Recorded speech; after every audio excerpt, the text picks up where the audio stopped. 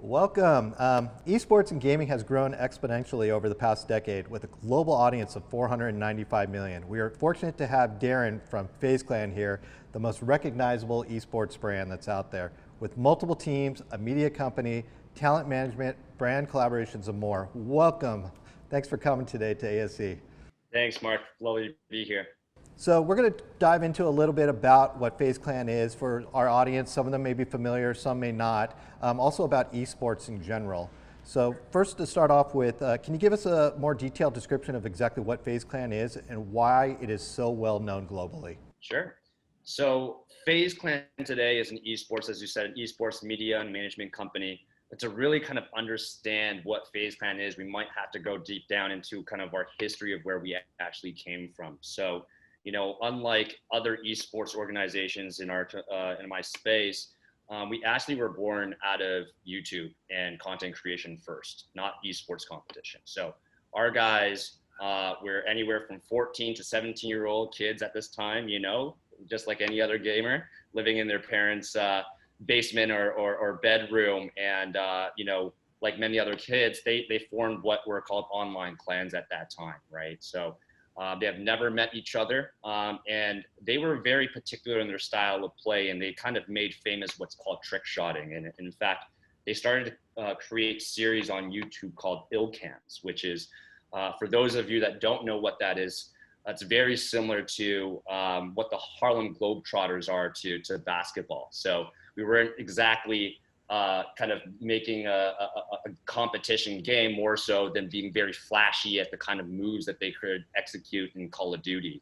And they were one of the first ones to actually upload those clips onto YouTube. And YouTube back then was very, very early. There's no monetization. It was not really respected as a platform in any form of entertainment. And so that's where they were actually the first to actually use that to grow an audience, right?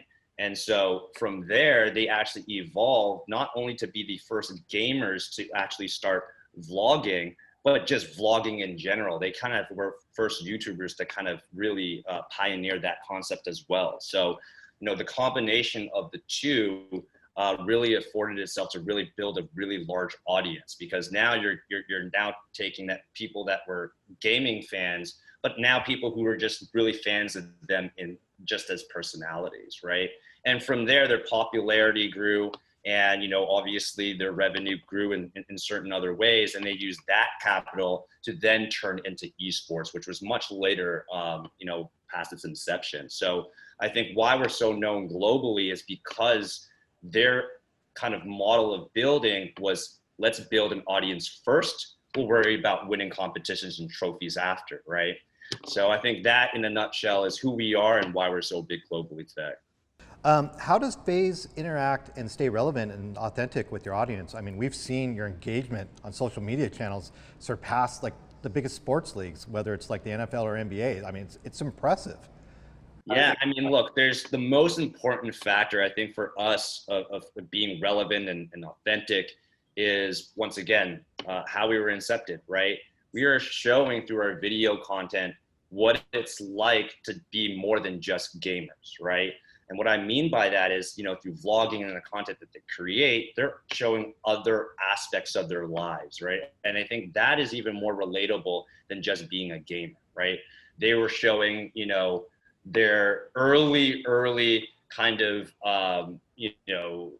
things that normal average male teenagers go through, right?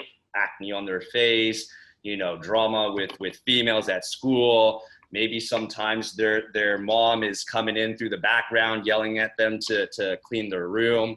I mean, even when, they moved into the first house, their first content creator house, which is now such a popular concept now, but they've been doing it for 10 years.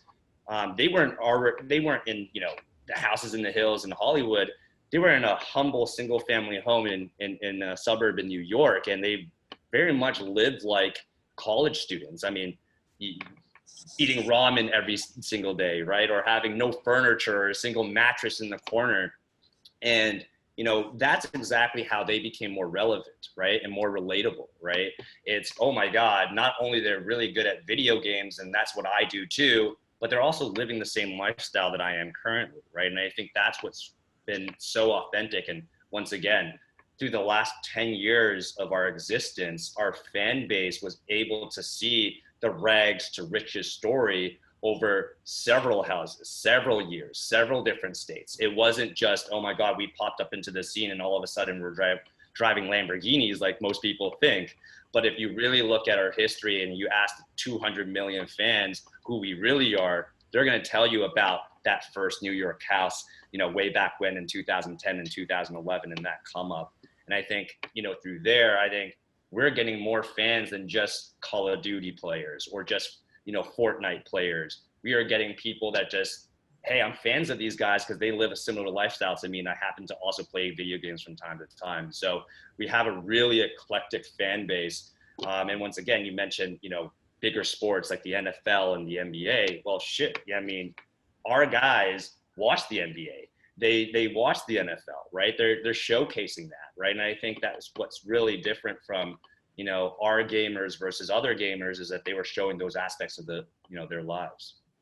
One of the main points about FaZe Clan is breaking down those stereotypes of what it means to be a gamer. I mean, the brand has been helping define the youth voice, especially in the gaming lifestyle. I think one of the cool, unique features that you do is you've done unique collaborations with different fashion or merch drops.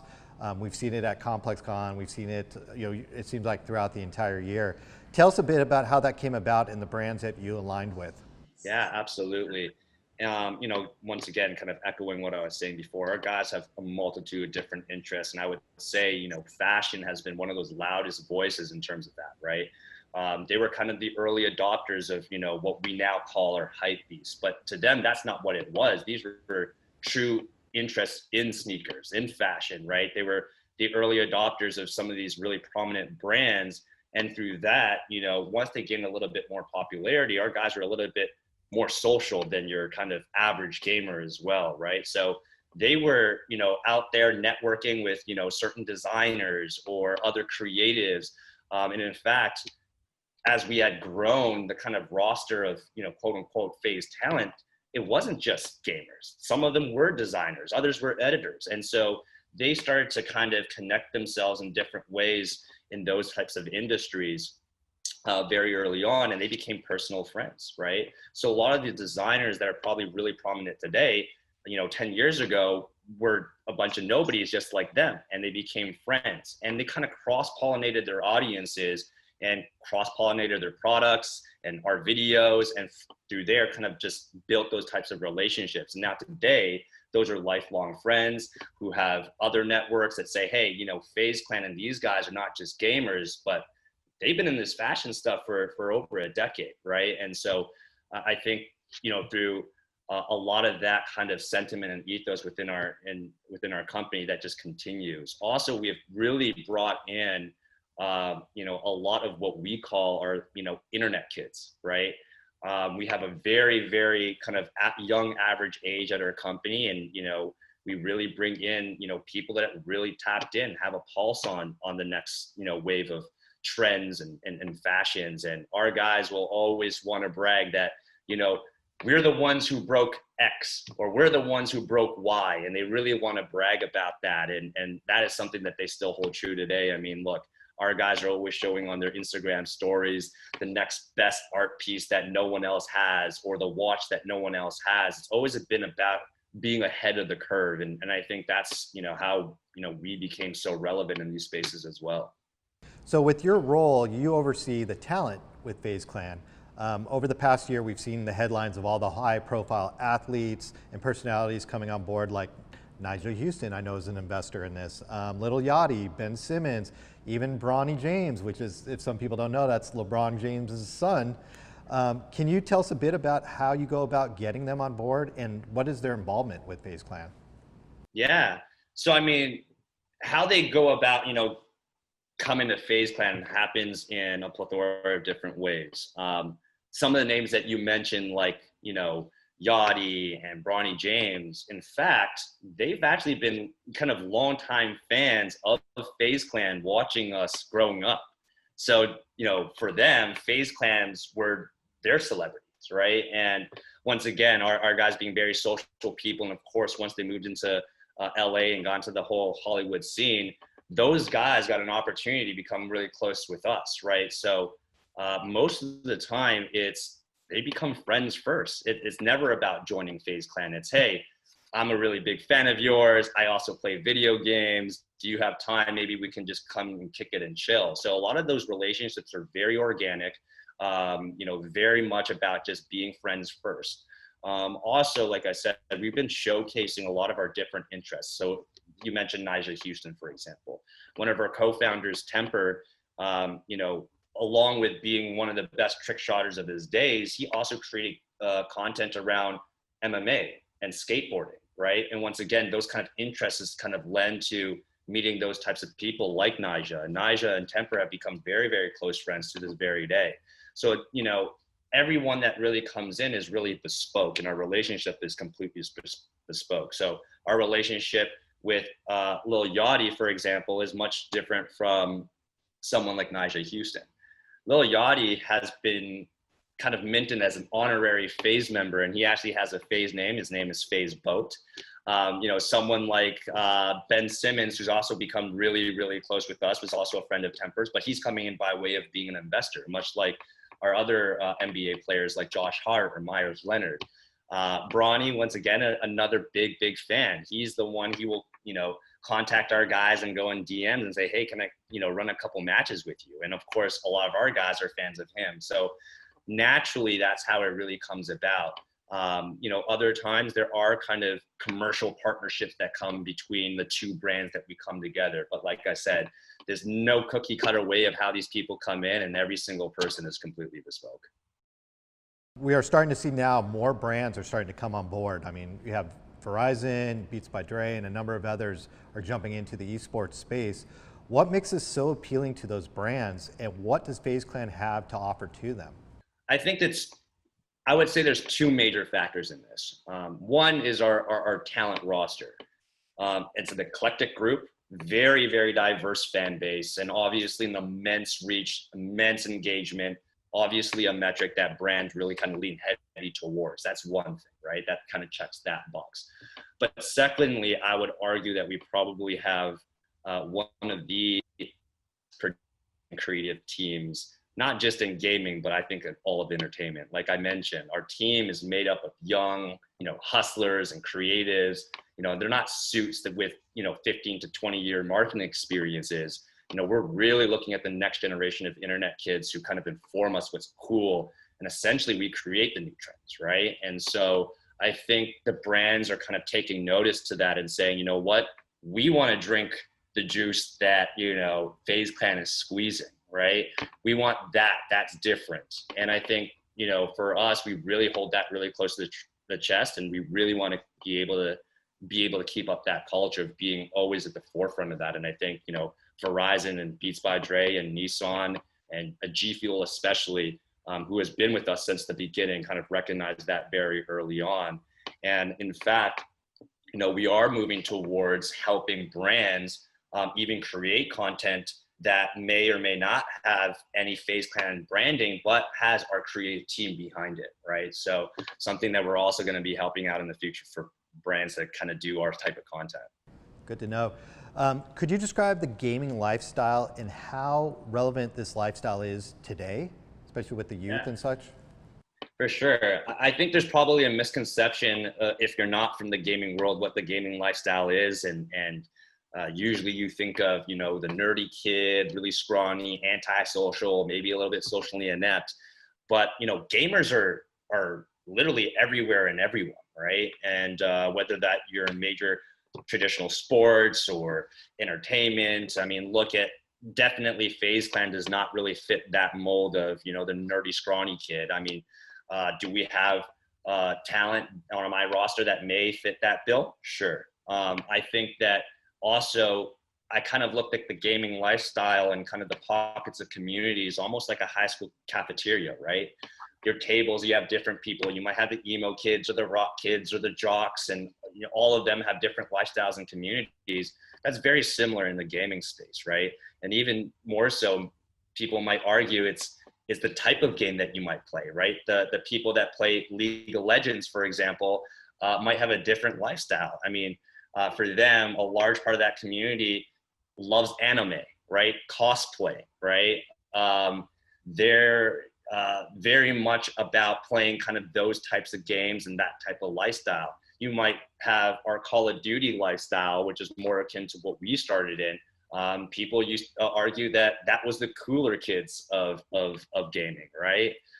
But today, I think because it's okay to say that you're a gamer, and it's in fact cool now. I think the gaming lifestyle more so isn't about how you look or what you attach yourselves to. It's more so, if I have free time in whatever profession or whatever that I do, I'm playing video games. And I think that's just the only commonality that I see within the gaming lifestyle, is just everyone has the same passion for gaming, whatever they play.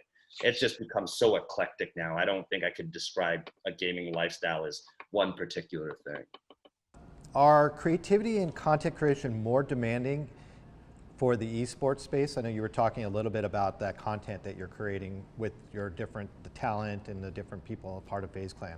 I don't think that the creativity or content creation is more demanding than any other form of entertainment or community. But I would say that maybe in esports, it has a lot to learn and catch up with the rest of the entertainment, and really in terms of nailing down what works and what doesn't. Fortunately for us, like I said, we were born out of content creation. We've been doing it for more than a decade, and it's just something that I feel that we have a better grasp than others doing. But in the last 2-3 years, you're starting to see a lot of the esports organizations out there and entities out there really kind of model themselves of what we've been doing, right? And what I will say is that we really kind of separate church and state between kind of esports kind of competitive community, right? That's one thing. And then kind of esports and gaming kind of content creators and personalities and streamers. We've always separated the two, right? And I think that that's something that the rest of the esports community is starting to learn. Historically, they kind of mix the two together, saying, why don't we take our esports competitive side of things and make that into content, right? And at least this is very anecdotal where I'm coming from. I think that doesn't exactly work all the time, especially the people that they use to create content might not have an affinity to know how to create content. They use a lot of their pro players in the content that might not be, comfortable in front of a camera, for example, right? And some of that content can become a little bit cringe, right? But I do think that as an industry and as a community as a whole, it is getting better. They're starting to recognize, hey, certain personalities and streamers do better for content, and other pro players and esports competitors are just good at playing video games and winning trophies, right? It is there to say that there isn't kind of a hybrid mix of that? Sure, we definitely have people on our roster that are in the competitive scene, but also create really great content. But I will say that it's more of a rarity than it is a common thing. So I think, once again, not to go back to your original question, is it more demanding? I don't think it's more demanding, but it's definitely something that is a work in progress. Got it. So what's next for FaZe Clan? Can you give us a little, to tell us what's coming up? There's a lot, especially coming up in the next year, especially a lot of big announcements where I'm going to keep a little hush about who or what those might be, because we do want to make it a surprise. But I think for us, one of the biggest things, at least in my world, managing and recruiting and developing talent, we are switching gears in terms of how we're doing that. Historically, it has been really guerrilla style in terms of our recruitment style. And I think it's very similar across the board, where usually you would find, a kid on the internet that might be really, really good at a certain game that's very popular right now. And generally how that happened before is one of our co-founding members would go on Twitter and go on DMs and say, hey, do you want to join FaZe Clan? And they would be like, absolutely, this is my dream. And then boom, they are FaZe Clan members the next day.